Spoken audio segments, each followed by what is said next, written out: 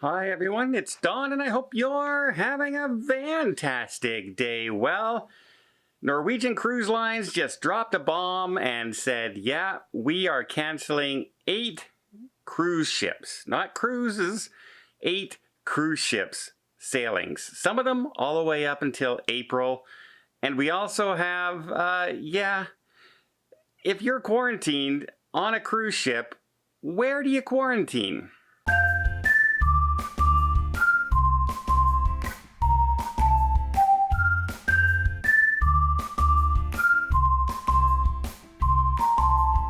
So we've heard a couple of cruise ships that were about to sail and they had to cancel the day of the sailing with Norwegian Cruise Line. We had the Norwegian Pearl that was out at sea on day 2. They ended up turning around, heading back towards port because the cruise was canceled because of the COVID infection on board amongst their crew. And we were wondering, what does that mean for the next cruise going for the Norwegian Pearl? Well, now we have an answer. It's canceled as well. In fact, there are 8 total ships. Now, some of these ships were still set to come online, so the cancellations are not surprising. They're extended. So let's go over what these cancellations were in case they're one of yours. So let's start off. We have Norwegian Getaway Cruise with So all these embarkations are up to and including that date. So if I say January 15th cruise is also canceled. So here we go. Norwegian's Getaway up to January 5th. Norwegian Pearl up to January 14th. Norwegian Sky up to February 25th. The Pride of America, February 26th. Norwegian Jade, March 3rd. Norwegian Star, March 19th. Sun, April 19th, and the Norwegian Spirit, April 23rd. 8 cruise ships, a bunch of cancellations.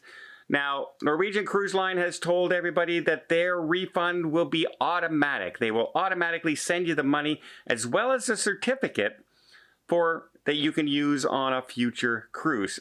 Don't know what it is. Is it 25% of your money? Is it $100 onboard credit? We don't know what it is, but this is what they are doing, and you are getting your money back automatically.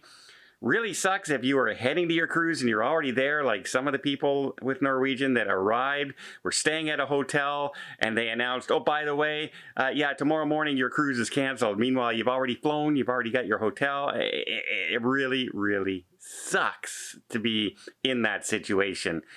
But there we are. It is what it is. It is the version of sailing right now in January of 2022.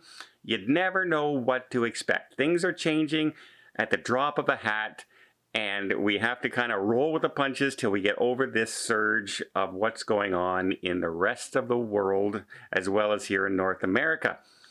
And then we also have people who are surprised, absolutely surprised, that they're not quarantined in their hotel, in their room on the cruise ship that they booked. And let's go over some of the details of what happens if you test positive or if you're a close contact, because there's different rules for each situation. But before I get there, let me just invite you to hit that subscribe button if you haven't done so already. Really does help the channel out. You'll be informed of all things cruising, all the cancellations, when the ships are actually starting, what ships are still sailing, what islands are closing, etc., etc.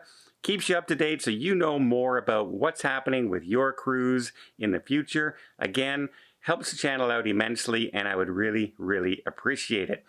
Okay, I'm seeing a lot of social media, people are posting and everything saying, they just moved me to a quarantine room. I thought I would be able to stay in my mini suite because, the cruise lines are encouraging people, hey, book a balcony in case you have to get isolated. Hey, maybe that's a good idea, right? Maybe book a big cabin in case you have to isolate in your cabin. It is a good idea. It is, I say right now, a balcony is the best deal out there right now in case something happens. But here's the deal. If you're if you test positive on the cruise, most cruise lines are moving you to a quarantine floor.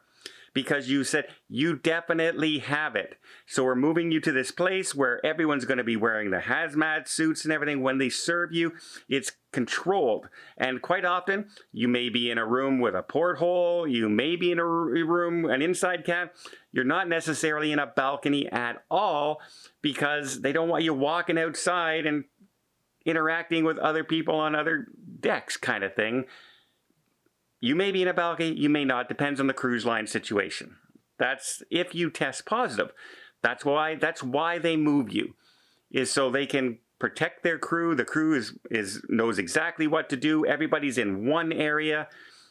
They can look after it, and doctors know where to go if there's something to happen. They know it's not all over the ship. It's one area of the ship. That's why they have the quarantine floor area cordoned off. Now, if you're a person who is a close contact and said, you know, you dined with somebody who has COVID, tested positive, you have to isolate in your cabin till we can test you and all that. That's when chances are you will be able to remain in your room. And the vast majority of people who have to isolate are close contacts. So there is a very good chance you will still get to stay in your stateroom. That is one of the reasons booking a bigger cabin or a balcony cabin might be more worthwhile, because if you're stuck for, say, 8 days, I don't know too many people who are stuck on the ship for 8 days, but if you are, then at least you have a balcony that you can go out and get some fresh air. That's the difference. So if you're going on a cruise right now, don't expect, if you test positive on that ship, you're going to be able to remain in that cabin. They want to put you in an isolation floor. The CDC has, that's their recommendation, to have an area for COVID positive people that can be isolated in a general quarantined area. So it's not the cruise line who don't want to keep you up there, but it is much more manageable when you think about logistically to manage people who have tested positive in a same area than in all various areas of the ship. They can also, keep an eye on people, that they're not just leaving their cabin, heading down to the bar for a couple hours and then heading back to their cabin. Where if you were all over this ship, basically they would have to put guards at every single door to make that happen. And if there's 40 people isolated, that's 40 to 80 guards they would have to have in place. No, there's not 80 guards on a cruise ship. So yeah, it makes total sense, and that's why if you test positive, you're gonna probably be moved from your cabin.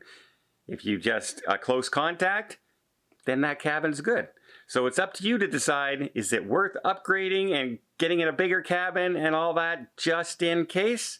For some people it is, because the thought of being isolated in an inside cabin, even if you're a close contact, really scares some people. So keep that in mind. That's the situation, what's going on the cruise ships right now. And yeah, here we go again. Some more information. Canceled cruises, quarantine procedures. I can't wait till I can just say, hey, this was a fun cruise. We went here. And we don't have to talk about all this anymore, but I got to keep you up to date as best I can, and I hope that's being of some value to you folks out there. Well, I hope you appreciate this video. If you did, please give it a thumbs up. Want to see more tips, more tricks, more travel vlogs from around the world? Hit that subscribe button. Till next time, have yourself a safe and a great vacation.